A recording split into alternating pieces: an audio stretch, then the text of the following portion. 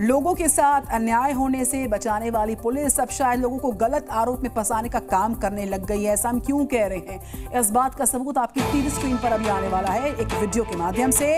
आम लोग हैं और उनकी तरह दिखने वाले ये 4 शख्स आम नहीं है, बल्कि मुंबई पुलिस के लोग हैं जो ड्रग्स को लेकर एक शख्स की जांच पड़ताल करते हैं और बड़ी चालाकी से उस शख्स की पॉकेट में ड्रग्स के पैकेट डाल देते हैं। उसके बाद उसी आरोप में उसको फंसाते हैं, गिरफ्तार करने की कोशिश करते हैं।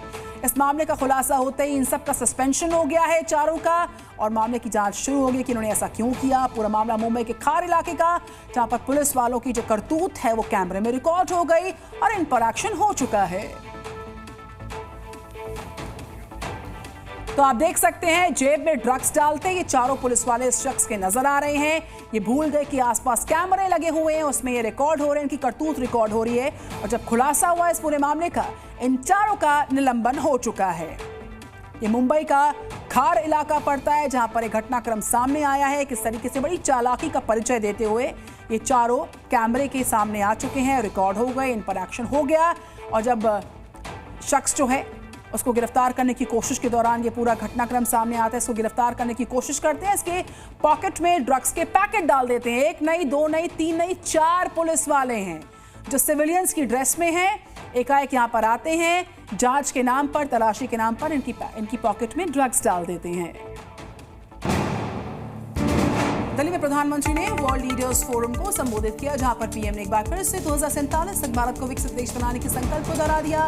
फोरम को संबोधित करते हुए पीएम ने कहा कि हम चाहते हैं कि भारत में ज्यादा से ज्यादा कंपनीज ग्लोबल ब्रांड बन जाए और देश हर सेक्टर में लीडर बन जाए। साथ ही उन्होंने विश्वास जताया कि हम इस टारगेट को पूरा कर रहेंगे। लोकसभा चुनाव का जिक्र करते हुए पीएम मोदी ने साफ कह दिया कि जनता ने 60 साल के बाद भी किसी भी पार्टी को तीसरी बार सत्ता सौंपी है। यहाँ के लोगों ने आर्थिक विकास और राजनीतिक स्थिरता के लिए वोट किया है।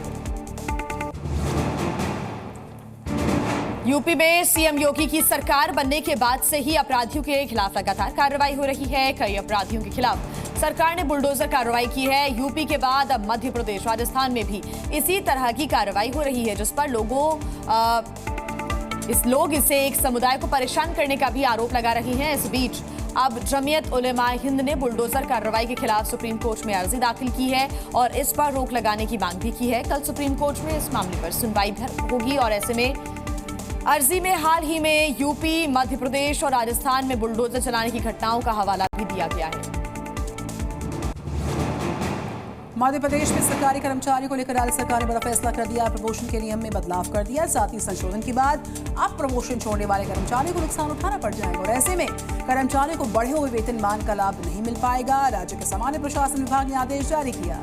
सरकार के इस फैसले से राज्य के सारे सरकारी कर्मचारियों पर असर पड़ेगा। तो सरकार के इस फैसले का कर्मचारी संगठनों ने विरोध जता दिया है। इसके साथ ही विपक्ष ने भी फैसले को लेकर सरकार पर निशाना साधा।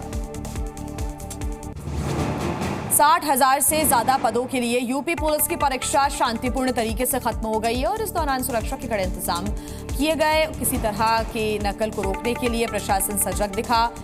इसके बाद भी कई फर्जी परीक्षार्थियों को पुलिस ने पकड़ा है, जो किसी और के बदले परीक्षा देने की कोशिश कर रहे थे। तो वहीं परीक्षा खत्म होने के बाद सीएम योगी ने सोशल मीडिया पर पोस्ट कर युवाओं को शुभकामनाएं दी हैं और उनके उज्जवल भविष्य की कामना की है। साथ ही शांति से परीक्षा कराने के लिए सीएम योगी ने पुलिस प्रशासन को भी धन्यवाद दिया। आरक्षण को लेकर सुप्रीम कोर्ट के फैसले के खिलाफ भी विरोध प्रदर्शन हो रहा। कई राजनीतिक पार्टियां भी कोर्ट के फैसले पर नाराजगी जता चुकी। तो केंद्र सरकार ने भी इस फैसले को लागू नहीं करने की बात की है। अब इस पूरे मामले को लेकर बिहार में आरजेडी जो है आज विरोध प्रदर्शन करेगी। आरजेडी के नेता और कार्यकर्ता धरना करेंगे। इसमें तेजस्वी यादव शामिल होंगे। तो वहीं पार्टी ऑफिस में धरना प्रदर्शन किया जाएगा। कोर्ट के फैसले का विरोध होगा। आरक्षण को लेकर तेजस्वी यादव शुरू से केंद्र सरकार के खिलाफ हमलावर मुद्रा में हैं। Z News.